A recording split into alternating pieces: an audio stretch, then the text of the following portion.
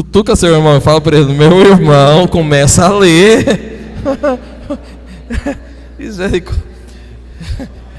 Começa a ler. Pode começar, você vai começar a entender. Esse irmão, o Lúcio, que não veio hoje, mas eu vou puxar a orelha dele amanhã, pode ter certeza disso.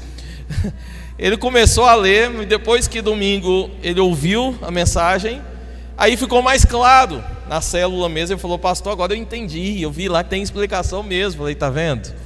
Não é nada difícil. E por que o livro de Apocalipse, pastor? Alguém pode estar aqui no nosso meio a primeira vez ouvindo eu falar sobre isso e já ficar com medo aí no seu banco. Não fique.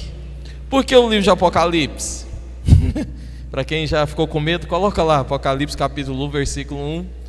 Deixa eu já ler para você e você vai entender o motivo do porquê. Colocou, filho? Por que o livro de Apocalipse? Porque olha lá, ó, a revelação de Jesus Cristo que Deus lhe deu para mostrar aos seus servos as coisas que em breve devem acontecer, e que ele, enviado por intermédio do seu anjo, notificou ao seu servo João, que era um dos apóstolos, versículo 2, o qual atestou a palavra de Deus e o testemunho de Jesus Cristo quanto a tudo o que viu. Versículo 3, vamos ler juntos, 1, 2, 3. Bem-aventurados aqueles que leem e aqueles que ouvem as palavras da profecia e guardam as coisas nelas escritas, pois o tempo... Então, por que nós estamos falando sobre isso? Porque é bem-aventurado, é feliz aqueles que fazem o quê? Que lê e que ouve as palavras que estão escritas aqui. Então o diabo quer tirar dos irmãos, dos crentes, das pessoas, a clareza, o entendimento do que tem que acontecer, ou do que virá a acontecer, colocando nas pessoas, sabe o que? Medo. E fala: não leia não, porque é difícil demais, não pode ouvir não, porque é perigoso. Aí todo mundo fica com medo: não, vamos mexer com esse negócio, não, é perigoso. O livro de Apocalipse é o livro menos lido da Bíblia, menos. As pessoas não leem ele, pulam, acham que ele nem é Bíblia. É um grande engano, porque aqui está falando bem claro: feliz é aquele que lê. Quem aqui quer ser feliz, viver felicidade? Então, tem que ler, tem que saber. E você sabe, Apocalipse também é algo que não é pregado. Está aqui então, eis aqui o seu pastor Celso Lucas, muito prazer em te conhecer. Agora eu vou pregar para você, venha todo domingo me ouvir, amém? Estou com o seu vizinho e fala para ele: agora você tem que vir todo domingo. Aleluia. Então vamos lá. Eu quero falar sobre o significado dos números, não posso demorar, porque tem coisa aqui, irmãos de Deus, vocês vão falar: pastor, não sabia disso. Pois é. Então, se eu fosse você, ficava bastante atento. Hoje não é uma pregação, vou também já deixar isso claro para você. Hoje não é uma pregação, hoje é ensino, tá ok? Vai ser quase uma aula aqui hoje. Então, fique atento, né? Grudado aí com seus olhos bem atentos, porque tem muita coisa importante. Glória a Deus. Então, irmãos, antes da gente entrar propriamente dito no livro, eu preciso também falar para você sobre os números. Números na Bíblia é algo fundamental. Toda a palavra de Deus, ela está recheada por números, datas. A Bíblia, ela funciona de uma maneira muito certa, de uma maneira muito encaixada. Uma coisa sempre se encaixa com a outra. Na Bíblia não tem nada assim fora de contexto, nada assim voando, nada que apareceu por acaso. Não, tudo na Bíblia tem um propósito. Quando na Bíblia aparece o número 7, é porque tem um significado, tem um propósito. Quando aparece o número 9, é porque esse número está representando alguma coisa. Quando aparece o 12, é porque Deus quer apontar para um lado, para um rumo. Então tudo na Bíblia tem significado. Basicamente, a Bíblia, ela é recheada do número de 1 a 6. De 1 a 6. Do 7 em diante, é somente a soma ou a multiplicação dos números de 1 a 6. Então, por exemplo, número 7, o que seria? 3 mais 4. Seria a junção do número 3 da Bíblia mais a junção do número 4 na Bíblia, que monta então o número 7. Vou te mostrar o significado, você vai entender. A Patrícia já ficou assim, eita, o que é isso, pastor?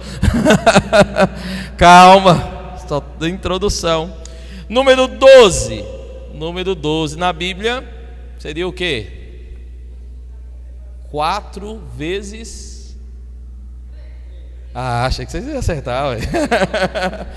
Aí é o número 12. Número 10 na Bíblia seria o que então? 5 mais 5. Então, o número 5 representa algo. O número 5 duas vezes vai montar o número 10, que vai representar algo. Aleluia!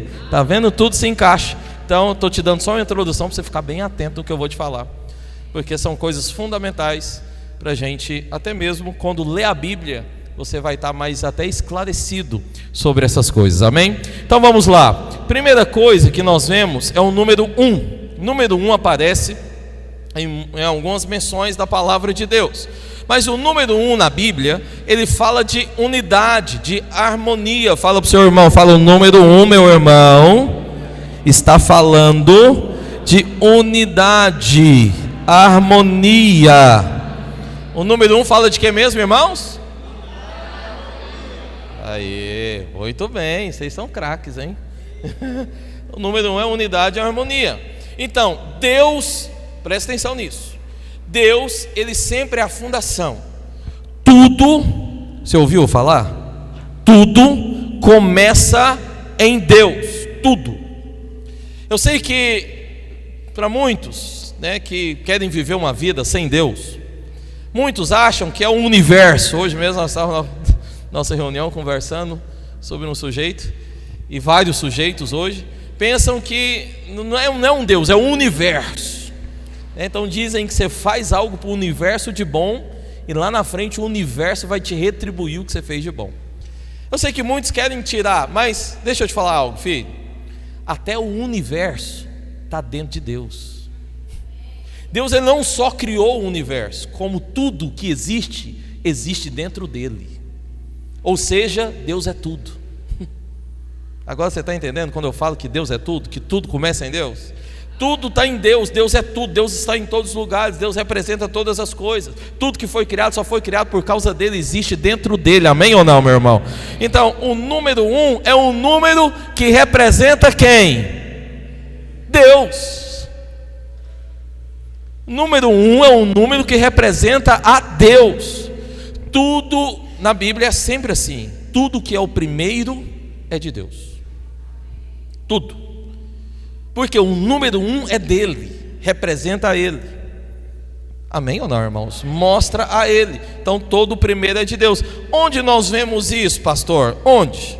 Olha, primeira coisa, coloca lá o texto de 1 Timóteo capítulo 2, versículo 5. Vamos lá, Anderson, hoje os seus dedinhos vão rolar. Então você fica com o ouvido atento também. 1 Timóteo capítulo 2, versículo 5. Acho que a Lorena quer assumir hoje. O que está escrito lá? Porquanto, vamos lá, irmãos, porquanto há o quê? Há um, é isso mesmo que está falando? Há 2, 3, não, porquanto há um só Deus e um mediador entre Deus e os homens. Qual que é o nome dele? Jesus Cristo. Quantos Deus que há? 2. A Bíblia fala que Deus Pai, Deus Filho e Deus Espírito são o quê? Um. E a Bíblia também está dizendo que há somente um Deus. Ou seja, o número 1, além de representar a harmonia, a unidade, também representa a quem? Deus. Lá em Êxodo capítulo 12, versículo 2, a Bíblia declara sobre a Páscoa, fala sobre a Páscoa. E aqui vai falar sobre o início da Páscoa. Não sei se você sabe, mas o início da Páscoa também é o início do calendário judeu. Por quê? É o primeiro mês, é o primeiro dia. E a Páscoa representa, sabe quem? Quem mesmo, irmãos? Jesus, a Deus.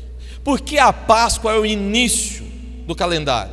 Por que a Páscoa é o início dos dias? Porque é o seguinte, filho, o homem sem Deus não tem nada. O homem sem Deus não tem história, o homem sem Deus não tem vida, o homem sem Deus não tem realizações, o homem sem Deus, o que mais? Um homem sem Deus não tem nada. Então, quando a Páscoa veio, o que foi a Páscoa? Para quem não sabe, eu vou falar. A Páscoa foi o seguinte: Deus tinha criado tudo lá em Gênesis, criou o mundo inteiro e criou o homem. O homem corrompeu, caiu por causa do diabo. O diabo entrou em cena, influenciou o homem a viver uma vida rebelde contra Deus e pecar. O homem pecou, entrou na morte.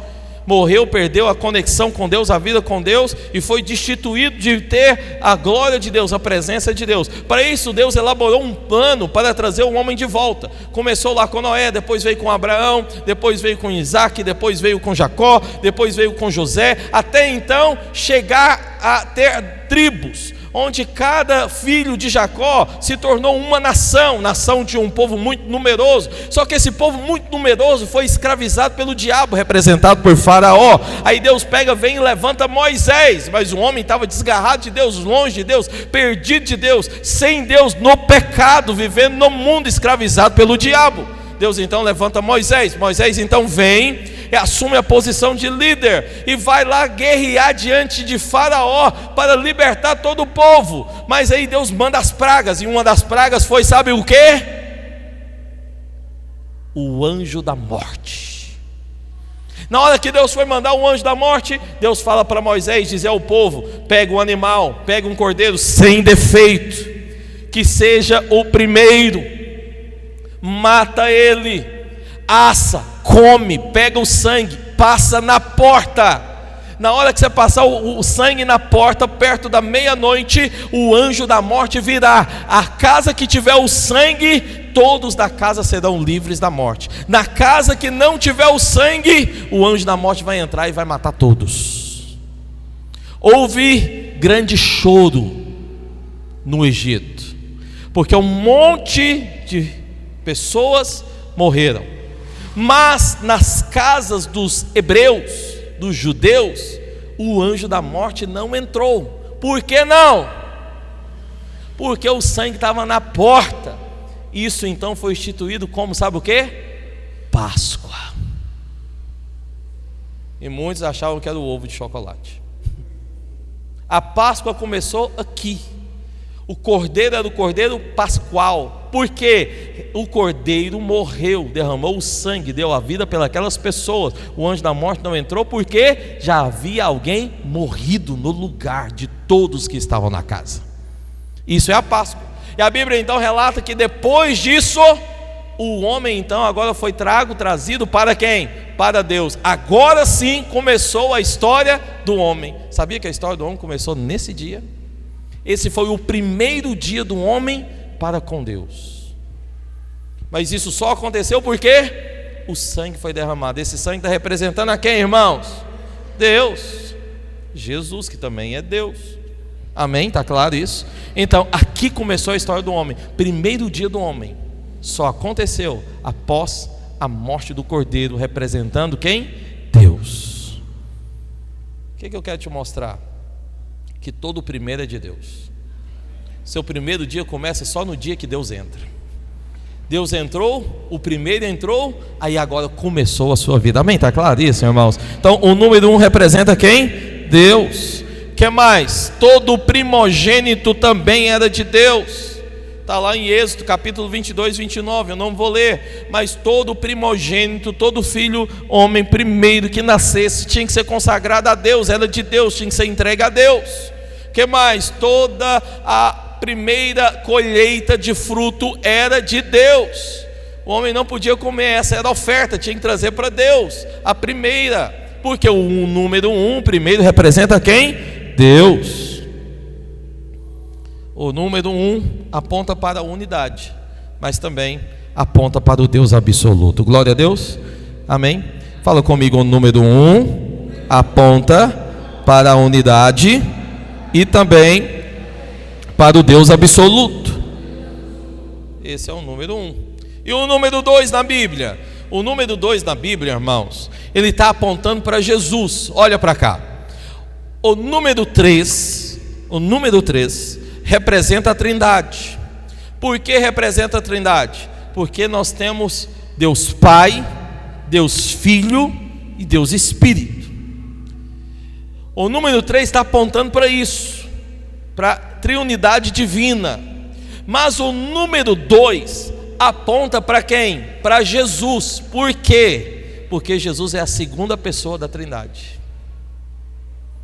É sempre Deus Pai, Deus Filho, que é Jesus, depois Deus Espírito, que é o Espírito Santo. É sempre assim. Então a pessoa de Jesus, ele está apontando, o número 2 está apontando para a pessoa de Jesus. Deus, ele é 3 em 1 e 1 em 3. Porém o 2 mostra a figura de Jesus. Ele é a segunda pessoa. Se você abrir lá em 1 Coríntios capítulo 15, versículo 47, abre lá, vamos ler esse texto. 1 Coríntios capítulo 15, versículo 47. Vamos ler, tá? Abriu? Olha lá. O primeiro homem formado da terra é terreno. O segundo homem é da onde? Do céu. Qual é o primeiro homem formado da terra? Alguém sabe aqui? Fala o nome dele, Fala para o seu vizinho. Adão. Quem é o segundo homem aqui na Bíblia? É quem? Jesus. O primeiro homem veio para cumprir um propósito de Deus, mas ele errou, falhou, não cumpriu. Deus então teve que enviar o segundo homem. Quem é o segundo homem? Jesus Cristo. O nome do 2 aponta para Jesus, amém? Aponta para ele. Em Romanos também fala que ele é o segundo Adão. Jesus também, ele tem duas naturezas. Duas naturezas. Que isso, pastor? Sim, filho. Jesus, ele é plenamente Deus, mas ele também é plenamente homem. Vou falar melhor para você. Jesus, ele é 100% Deus, mas também ele é 100% homem. Porque tem gente que pensa que Jesus é metade, metade. Não é. Metade, metade é as mitologias gregas aí de Zeus, que mais? Perseu. Jesus não tem nada a ver com Jesus. Jesus, ele é 100%. 100%, amém? Tá entendido, irmãos? Ele tem duas naturezas. A natureza de Deus e também a do homem. A sua obra também possui 2 estágios. A obra da encarnação. Olha só para cá, olha para cá. Presta atenção. A obra de Jesus, ela possui 2 estágios. O primeiro estágio é a encarnação. Como isso, pastor? Olha, Jesus, ele fez algo que era assim, é ainda impossível de se fazer. Ele fez algo que é assim, ilógico. O que ele fez? Jesus é Deus, irmãos. Antes de toda a criação, antes da fundação do mundo, como está escrito lá em João capítulo 1, ele era o verbo, antes de tudo, que já estava com Deus. Ele sentava no trono, cheio de glória, resplendor, governava todas as coisas. Mas um belo dia ele resolve sair da sua glória e virar homem, virar gente como eu e você. Isso é algo assim, imensurável. Como que alguém resolve sair de toda a sua glória, sendo Deus, deixar a sua posição, o seu trono, a sua glória, para virar um de nós, para sofrer, para padecer, para carregar os nossos pecados? Isso é encarnação. Ele saiu da sua forma de Deus e se encarnou na forma de homem. Só que Jesus, ele não só encarnou na forma de homem, ele, após a encarnação, venceu a morte, pisou na cabeça do diabo, tomou as chaves da morte e do inferno das mãos de Satanás e recebeu um corpo glorificado. Então a obra dele é dupla. Ele encarnou e morreu para pagar os nossos pecados, mas também venceu a morte e recebeu um corpo glorificado, para que eu e você possamos agora receber também um corpo glorificado. A palavra de Deus diz que eu e você seremos tal qual Ele é. Você não entendeu? O mesmo corpo que Ele recebeu, você e eu vamos receber também. Você não entendeu? Ele é Deus, irmãos. Você não está conseguindo entender? Ele é Deus. encarnou em gente, depois recebeu um corpo glorificado, está diante de Deus, sentado junto com Deus, governando. Ele é Deus, e assim mesmo Ele vai dar o mesmo corpo que Ele tem para mim e para você. Olha só. Agora eu fico pensando, por que não servir a esse Deus? Por que não? O que tem assim de tão ruim em servir a Deus? Porque alguém ainda acha tão ruim buscar o Senhor, se só tem coisa boa, se só existe coisa grande, se Ele só vai nos dar coisas extraordinárias. Por que parar de servir a Deus? Por que rejeitar o projeto, o propósito de Deus para nós? Por que virar as costas para Ele, se tudo que Ele tem para nos dar é coisa sobrenatural? Fala para o seu irmão, fala para ele: meu irmão, o seu alvo é Cristo, não desiste de Cristo, vai até o fim. Diga para ele: você vai ganhar um corpo novinho em folha. Aleluia. Ei, irmãos, tem coisas poderosas para a gente compartilhar por aqui. Então, o número 2 representa Deus. Deixa eu ver meu tempo aqui. Aleluia. Número 2 representa Deus. E o número 3? O número 3, no número 3, nós vamos encontrar na palavra de Deus pelo menos 2 significados. 2 significados. Mas o número 3, basicamente, ele significa completude. Tudo que a Bíblia quer mostrar que é completo, ela coloca um número 3. O 7 e o 12, presta atenção aqui, estou indo bem devagar para você entender. Tudo que a Bíblia quer mostrar que é completo, você vai perceber o número 3 aparecendo lá no texto. Vou te mostrar daqui a pouco alguns versículos. O número 7 e o número 12, os dois números, eles possuem em sua base o número 3. Como eu te falei, o número 7 na Bíblia é a soma do número 3 mais o número 4. O número 3 significa algo que mesmo, irmãos? Que mesmo? É isso mesmo, só quero ouvir mais gente falando. O número 3 significa o que mesmo? Completo. Você tem que falar para você fixar na mente. Completo. O número 7 e o número 12 também vai apontar para algo completo. É por isso que na base do 12 e na base do 7 tem o número 3. Então na base do 7 seria o que? 3 mais 4. 3 mais 4 é quanto, irmão? 7. E na base do 12 seria 3 vezes 4, que é 12. Está vendo? Na base dos dois tem o número 13. Vou explicar daqui a pouco, só estou pincelando. Mas o número 13 significa algo completo. O número 3 também está apontando para algo relacionado a Deus, como alguém triuno. Então Deus, ele é 3 existente em 1, mas ele também é 1 existente em 3. O homem, irmãos, presta atenção, o homem, ele foi criado à imagem e à semelhança de Deus. Ou seja, vou melhorar aqui a fala. Você é igualzinho a Deus. Você é idêntico a Deus.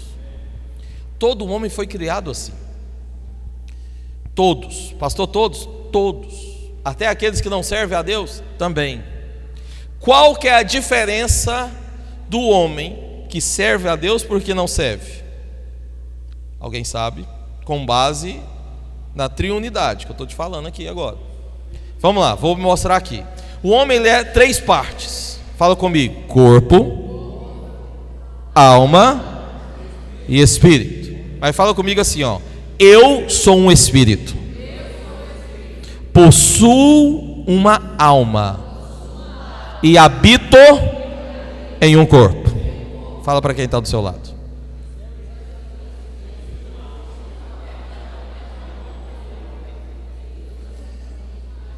Então, você é como Deus, 3 em 1.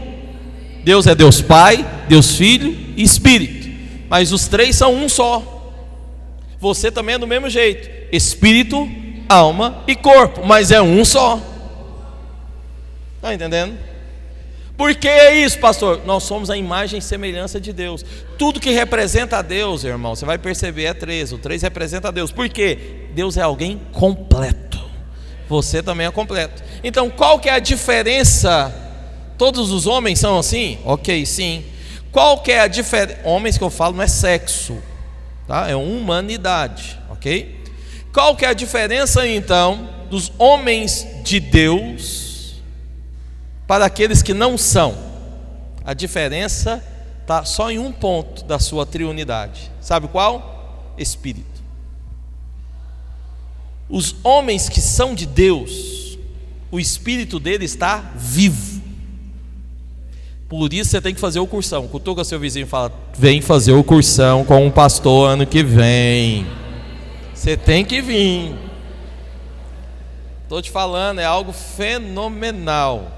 É mudança assim completamente de postura, de ideia, de comportamento, de vida, de visão, de ótica, de coração, de intensidade. Muda tudo.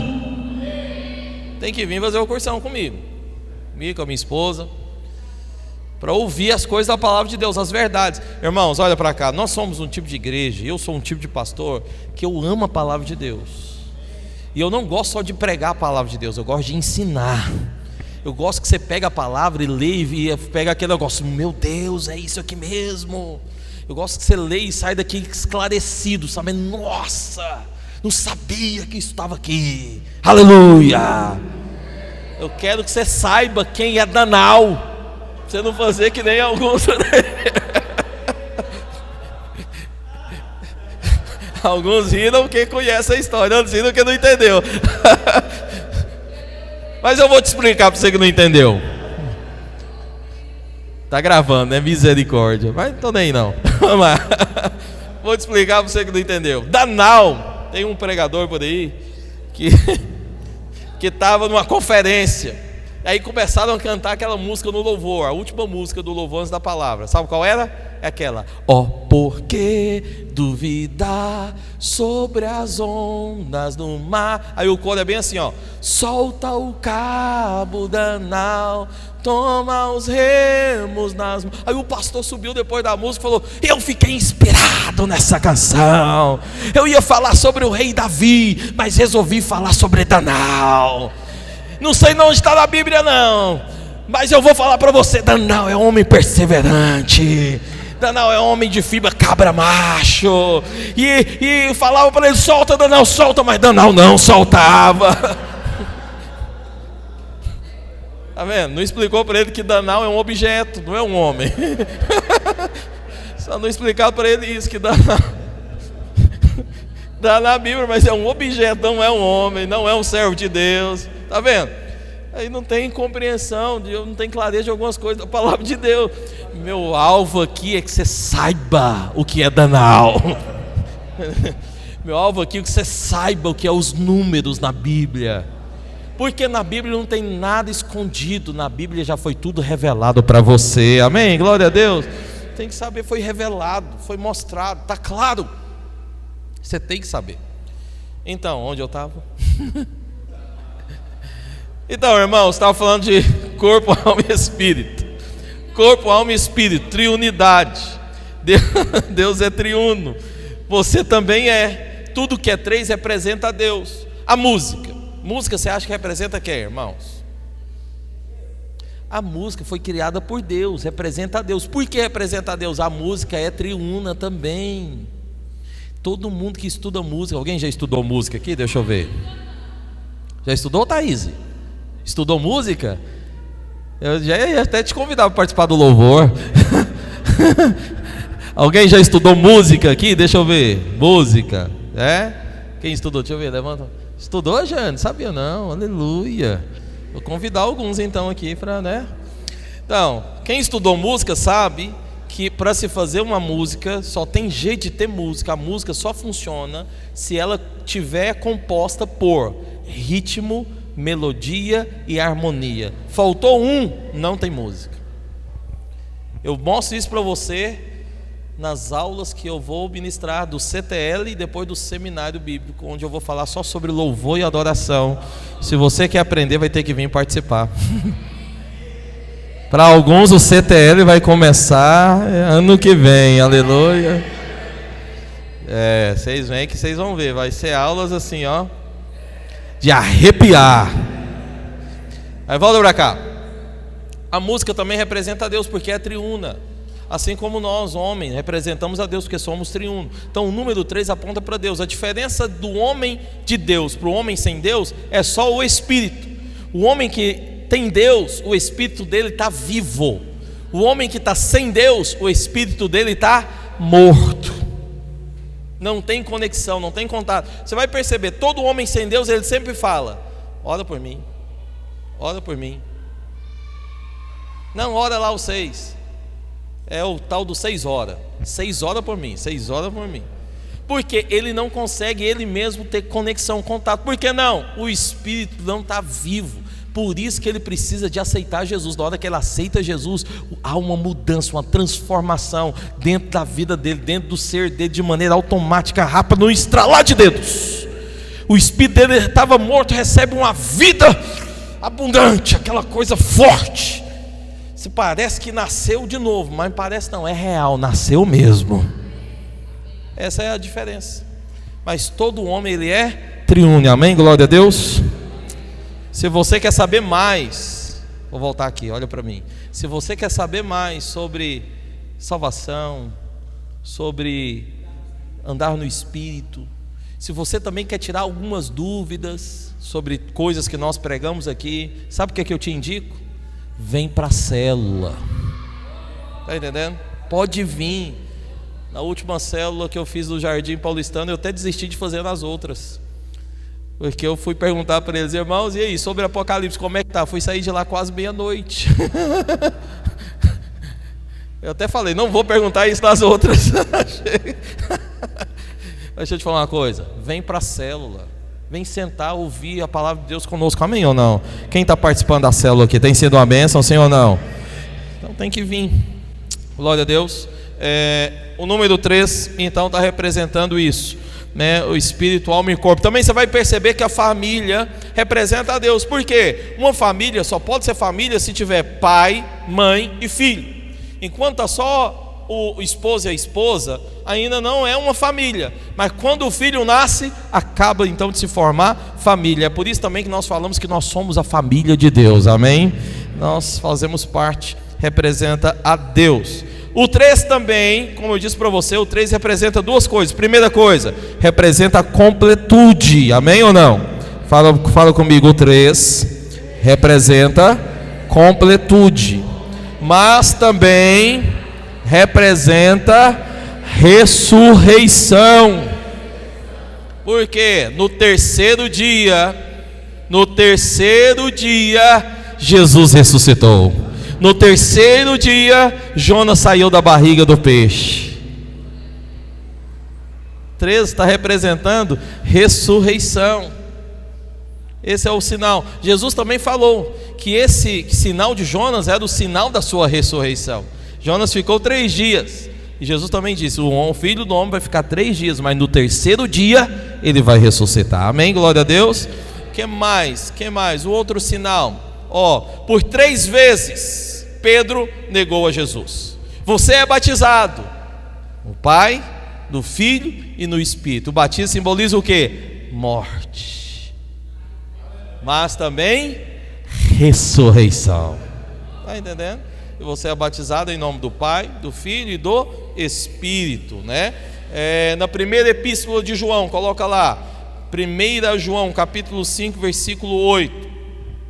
Na primeira epístola de João se menciona 3 testemunhas que vai haver sobre a terra e o céu.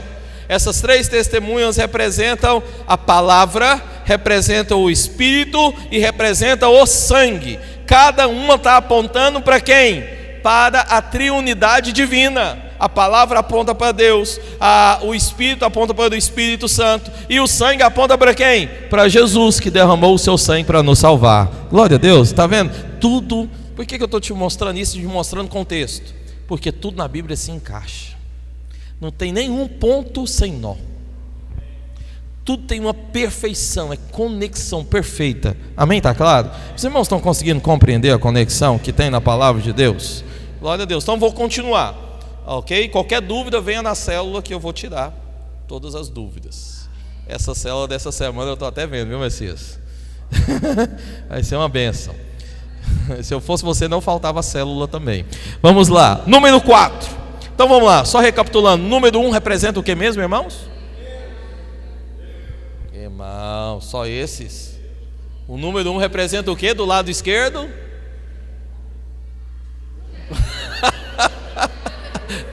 O número 1 representa a Deus, irmãos.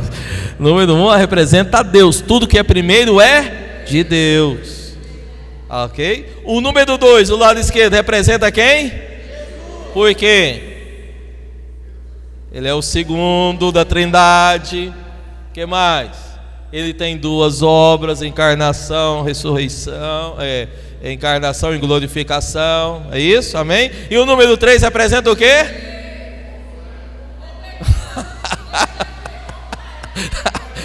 Completude. E que mais? Ressurreição. É isso aí. Amém, isso mesmo. Então vocês vão decorando aí, são 12. Número 4.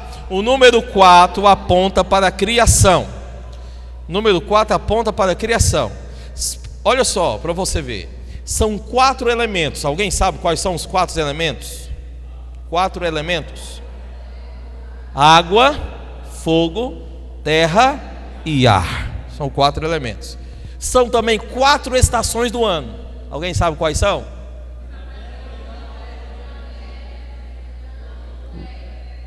Ok, é isso aí. Também são 4 pontos cardeais. Essa você vai saber: sul, norte, sul, leste, oeste. Também são 4 impérios mundiais mencionados no livro de Daniel, desde Nabucodonosor até Cristo. Não vou nem te perguntar quais são, mas são 4 impérios mundiais. Um deles é o Império Romano, ok? Só para você ter um exemplo. São 4. Mas também são 4 evangelhos. Os 4 evangelhos a gente sabe ou não sabe? Vamos lá, qual é o primeiro evangelho? Mateus. Segundo evangelho? Marcos. Terceiro? Lucas. Quarto? João. Os 4 evangelhos só mostram a obra de Cristo na onde? Na terra. Na terra. Os 4 evangelhos só falam de Jesus aonde? Na terra. Está vendo? 4 aponta para o que mesmo, irmãos? Criação. Fala para o seu irmão, fala: meu irmão, o número 4 aponta para a criação. Na Bíblia, a palavra do semeador possui 4 solos de coração. 4. Por que 4? Porque 4 está abrangendo toda a criação. O julgamento do mundo em Apocalipse terá 4 aspectos: guerra, fome, doença, terremoto. Está vendo? Tudo para a criação. Por isso, por todos esses fatos, o número 4 na Bíblia aponta para quê mesmo? Criação. Número 5. Messias já está falando ali que acabou. Alguém me aguenta aí, mas acabou não, Messias. Falta 30 ainda. Mas quando levanta 30 eu já sei, acabou. Mas volta para cá, já estou encerrando. Número 5. O número 5 significa responsabilidade. Presta atenção. Eu falei para... Não, deixa eu continuar. Daqui a pouco eu chego lá. Vamos lá. O número 4 é criação, amém?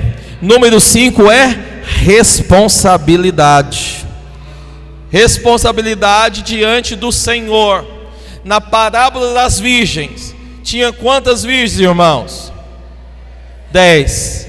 Mas as virgens eram divididas em grupos. 5 eram o quê? Nécias. 5 eram prudentes, apontando para a responsabilidade delas diante de quem? Do noivo, que é Jesus. Está vendo? Todos 5 na Bíblia vai mostrar isso. Na sua mão, você possui quantos dedos? 5 dedos. Significa o quê? Compromisso com os seus atos, com as suas atitudes, né? Com as suas obras. A consagração de Arão. A consagração de Arão e a purificação de todo leproso na Bíblia tinham sempre 5 unções. 5 unções, né? Que mais? O Senhor multiplicou os 5 pães para alimentar 5.000 pessoas. Davi usou 5 pedras para vencer Golias. O 5º reino é mencionado no livro de Daniel como o reino de Cristo. E para entrar no reino de Cristo, você tem que ter compromisso, responsabilidade. E em Levítico havia 5 ofertas que o homem era obrigado a apresentar diante de Deus. 5 aponta para o que mesmo, irmãos? Responsabilidade. O número 4 é o da criação, e o número 5 é responsabilidade. E o número 6? Número 6 na Bíblia é o número do diabo, ou o número do homem caído sem Deus. 6 é o número do homem que vive a sua vida de maneira rebelde, vive a sua vida de maneira caída, vive a sua vida de maneira natural. Porque o 6 é o número do homem, representa um homem também. O homem ele foi criado no 6º dia, irmãos. O homem ele também tinha 6 dias para trabalhar. O homem 6 dias para trabalhar, são dias da semana, né? O que mais? Que mais? Na terra, não sei se você sabe, mas na terra toda, desde a criação de Adão até o momento que nós vivemos hoje, existe 6.000 anos, segundo as contas dos estudiosos e o calendário judeu. 6.000 anos. Mas segundo todas as profecias bíblicas, que todas elas se encaixam, nós vamos estudar elas aqui, o 7º milênio de anos é justamente a época da volta do Filho de Deus. Todas as profecias apontam para isso, encaixam para isso. Daqui a pouco também vou mencionar para vocês. Golias, por exemplo,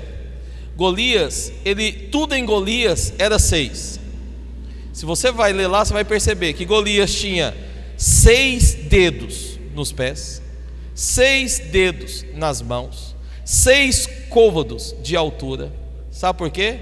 Golias representa um homem que é inimigo de Deus. Olha só para você ver. A estátua de Nabucodonosor, que na Bíblia representa o anticristo, sabe quantos metros ela tinha de altura? 60 por 6. Grande, alta. Mostrando e apontando para quem? Para o anticristo. Em Apocalipse, você sabe qual que é o número do diabo? 666.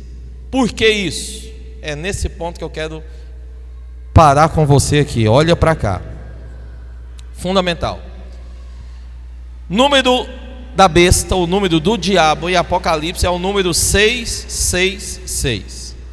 O número 6, ele está repetido na Bíblia quantas vezes? 3. 3 significa algo que mesmo, irmãos, que eu disse para você? Completo. É ou não é? 3 é algo completo, sim ou não? Sim. O número 6 é o número do quê? Do homem. Está repetido 6 vezes, mostrando que o quê?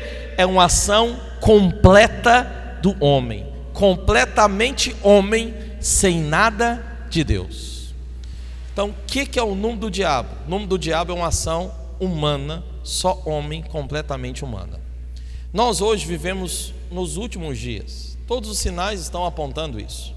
E um dos sinais que aponta isso é que você vai perceber, por isso que eu dei um tempo aqui, é que nos dias de hoje, tudo é o seguinte: você consegue, você pode, você não precisa de Deus. Eu ouvi uma moça essa semana falando para nós, minha esposa rebateu e rebateu muito bem, graças a Deus, mas ela dizia: podemos servir a Deus em qualquer lugar, podemos buscar a Deus em qualquer lugar, não precisamos de uma denominação, não precisamos de posicionamentos, não precisamos de alianças, porque podemos fazer de qualquer jeito, em outras palavras. Isso é um grande equívoco, irmão. E essa conversa é uma conversa do diabo. Sabe por quê? Ninguém pode servir a Deus sozinho.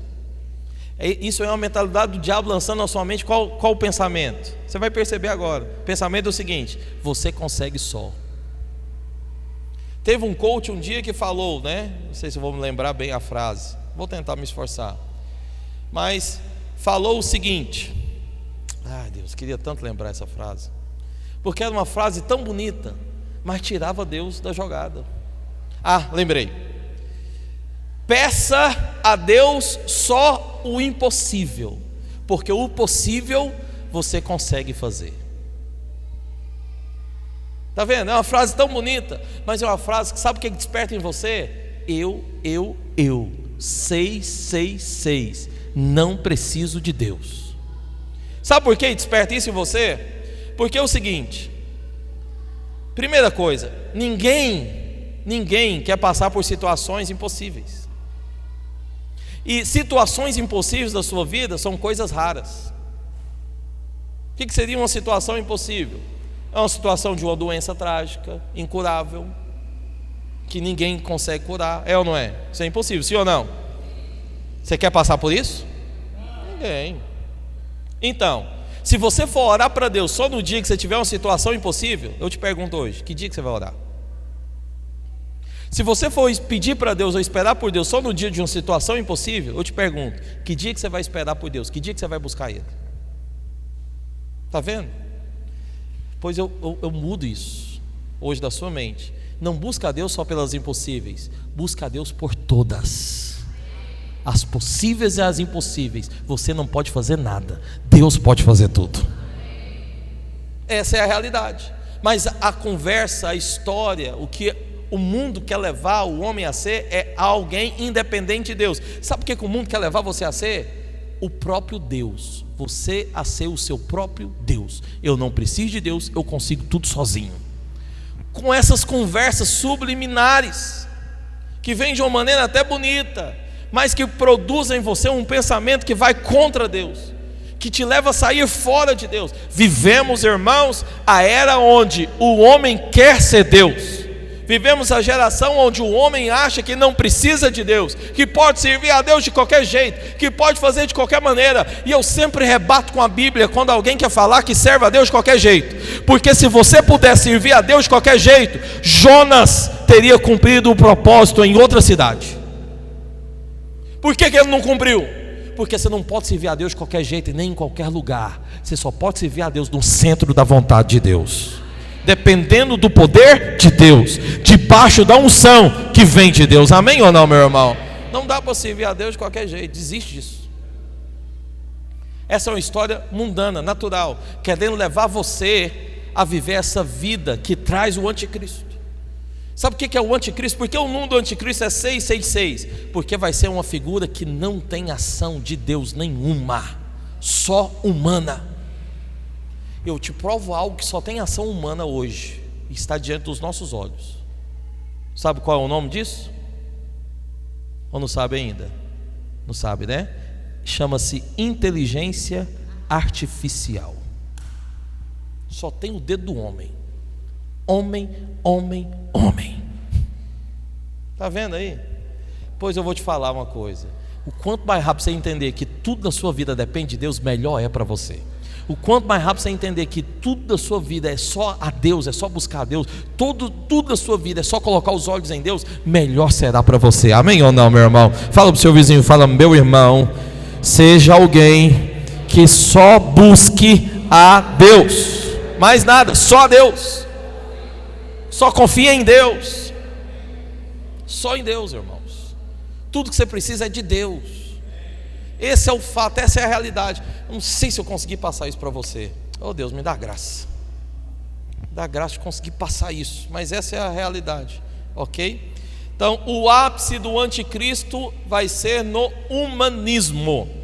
Humanismo, quando tiver uma ação completa do homem, sem nada, sem um pingo de Deus, vai ser o ápice do anticristo, amém? Então vamos lá, recapitulando. Número 1 é o número de Deus, representa a Deus. Número 2 é o número que aponta para quem? Jesus, porque ele é a segunda pessoa da Trindade. Número 3 é o número também de Deus, completude, representa o Deus triuno, número da ressurreição. O número 4 representa o que? Criação, aponta para a criação. Tudo que Deus criou, tudo que é criação, tudo que é dessa terra, está apontando para o número 4. Número 5 é responsabilidade, amém? Número 6 representa o homem, o diabo, o anticristo, amém? Glória a Deus. E o número 7, pastor? Chegou num número que é muito interessante na Bíblia. Está aqui um número que se repete muitas vezes na palavra de Deus, muitas vezes. O número 7 tem o significado do 3, como eu te disse, completude, mas também é perfeição. O número 3 aponta para a perfeição de Deus, para a completude de Deus, que está embutido dentro do número 7, ou seja, o número 7 então representa a perfeição da ação de Deus na história e no tempo da igreja. Ficou mais difícil agora, né? Então vamos lá, repete comigo. O número 7 representa perfeição da ação divina na história e no tempo e na igreja. Então a partir aqui do número 7, todo o restante são números compostos, ou é a soma, composto entre o número 1 e o número 6, ou é a soma de 3 mais 4 que dá 7, entendeu? Ou é a soma de 5 mais 5 que dá 10, certo? Então todos são compostos. E assim a gente consegue ter a percepção do que é cada número. Então vamos lá. Na Bíblia de Deus, por que 7? 7 é a completação divina no tempo, na história, na criação, na igreja. Por que isso? Primeiro ponto, Gênesis capítulo 2, versículo 1 até o versículo 3. Eu não vou ler porque não dá tempo. Eu vou só mencionar, se você quiser ir anotando, pode ir anotando. Mas em Gênesis capítulo 2, versículo 1 ao 3, nós vamos entender que o 7º dia, que é o sábado, ele foi o que? Santificado. Presta atenção, eu disse que o 7 representa algo completo, plenitude, algo completo, amém? Da ação divina em toda a história. Então, o que significa então? 7º dia, que é o sábado, foi santificado, está apontando que não é só que o sábado é o santo, aponta que todos os outros dias em toda a sua história é santo também. Está entendendo? O que mais? Enoque.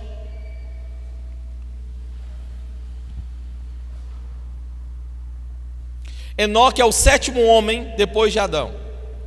E Enoque ele foi transladado, mas ele é o 7º homem após Adão. Noé entrou na arca, mas quando ele entrou na arca, ele ainda esperou 7 dias. Deus ainda esperou 7 dias para trancar a arca e derramar a chuva. Esses sete dias estava mostrando abundância, tolerância, graça de Deus. Jacó serviu a Labão 7 anos. Foi 2 períodos de 7 anos, mas em linhas gerais 7 anos. No Egito houve 7 abundâncias e 7 fome. 7 anos de abundâncias e 7 anos de fome. O candelabro tem 7 lâmpadas. O sangue tinha que ser, no Velho Testamento, para a expiação de todos os pecados, ele tinha que ser aspergido 7 vezes. Tá vendo? Tanto de coisa que tem. O sábado é o 7º dia e simboliza o perfeito descanso. Você vai perceber na Bíblia que Deus criou tudo em 6 dias, e no 7º dia Ele fez o quê? Descansou. Qual dia mesmo que Ele descansou? 7, que aponta então para o perfeito descanso. Durante a festa dos pães asmos, havia uma oferta de holocausto, que era feita por 7 dias. Isso estava mostrando a perfeita consagração. A festa dos tabernáculos também acontecia e era feita durante 7 dias, simbolizando a perfeita glória de Deus. A luta contra Jericó foi feita por 7 sacerdotes, usando 7 trombetas, marchando por 7 dias, simbolizando vitória perfeita. Naamã mergulhou 7 vezes no rio Jordão, entendido como perfeita purificação. Jó teve 7 filhas depois da tribulação, simbolizando agora a perfeita bênção. Jesus falou 7 palavras na cruz. Essa mensagem eu quero pregar para você aqui na próxima ceia. Eu até ia mencionar qual foram as 7 palavras de Jesus na cruz, mas eu não vou mencionar aqui hoje. Vou mencionar domingo na ceia, agora em dezembro. Vou te falar quais foram as 7 palavras. Isso aí. Português difícil. As 7 palavras de Jesus. 7. Isso mesmo, irmãos. Complicou. Eu vou mencionar para você aqui domingo, na ceia de dezembro. E eu vou te falar, é algo interessante. Você não pode perder, certo? Que mais? Havia também 7 diáconos na igreja primitiva. São 7 parábolas do reino que há lá em Mateus capítulo 13. São 7 festas que havia em Israel, e também 7 igrejas em Apocalipse. Isso significa que eram só 7 igrejas? Não, irmão, só estou te mostrando que esse número 7 está apontando para algo completo, a ação de Deus de maneira completa na história da igreja, da humanidade, e também aonde? No templo. Existem muitos grupos de 7 em Apocalipse, presta atenção. São 7 taças, são 7 Espíritos de Deus, são 7 candelabros, são 7 lâmpadas, tem 7 chifres, tem 7 olhos, tem 7 trombetas, tem 7 pragas. Ao todo em Apocalipse menciona o número 7 56 vezes. Essa vocês não sabiam, né? Nem eu. Por isso que eu estou te ensinando também. Descobri tudo. 56 vezes. Olha o número 7 na Bíblia. Por isso que eu estou te falando os significados. É muito importante. Por isso que é tão difícil para alguns, às vezes, ler a palavra de Deus e não compreender. Porque não tem essas bases. Sem essas bases, não dá para entender por que está falando que é 7 chifres. Aí você fica imaginando um monstro de 7 cabeças. Porque tem 7 chifres. E ele está andando em 7 candelabros, que tem 7 lâmpadas, que tem 7 espíritos. Meu Deus do céu, não vamos ler esse livro. Mas não tem nada a ver com isso.